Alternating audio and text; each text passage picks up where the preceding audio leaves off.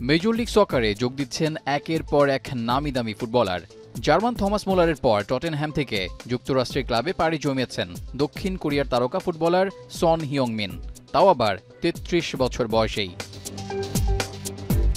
এমএলএসের দল Los Angeles এফসিতে যোগ দিয়ে এক রেকর্ডও গড়েছেন সন। ৩৩ বছর বয়সে দল বদল করে সর্বোচ্চ দামের কাতারে চলে গেছেন দক্ষিণ কোরিয়ার এই তারকা ফুটবলার।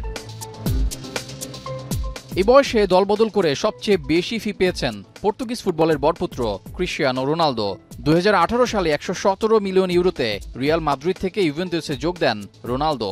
তালিকার ২-এ থাকা পোলিশ স্ট্রাইকার লেভানডোভস্কি ২০২২ সালে ৪৫ মিলিয়ন ইউরোতে বায়ার্ন মিউনিখ থেকে যোগ দেন বার্সেলোনায়। এবার ২২ মিলিয়ন ইউরোতে নতুন দলে যোগ দেয় এই রেকর্ডের ৩-এ অবস্থান করছেন সন। মেজর লিগ সকারের নতুনভাবে যাত্রাটা অবশ্য মেসির হাত ধরেই। তার আগে ইংলিশ তারকা footballer David Beckham, Thierry Henry থেকে সুইডিশ তারকা ইব্রাহিমোভিচ এসে মাতিয়ে গেছেন এই লিগ। তবে মেসির মতো এই লিগ জমিয়ে তুলতে পারেননি আর কেউ।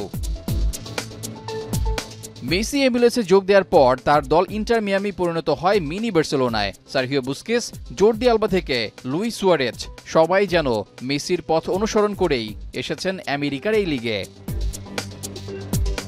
মেসির দল ইন্টার মিয়ামিতে সর্বশেষ সংযোজন আর্জেন্টিনার বিশ্বকাপ জয়ী ফুটবলার রদ্রিগো ডি পল। এরপর কিছুদিনের মধ্যেই এই লিগে যুক্ত হল সন ও মুলারের মতো বড় নাম। এসব যে মেসি এই লিগে খেলার প্রভাব তা বলাই যায়।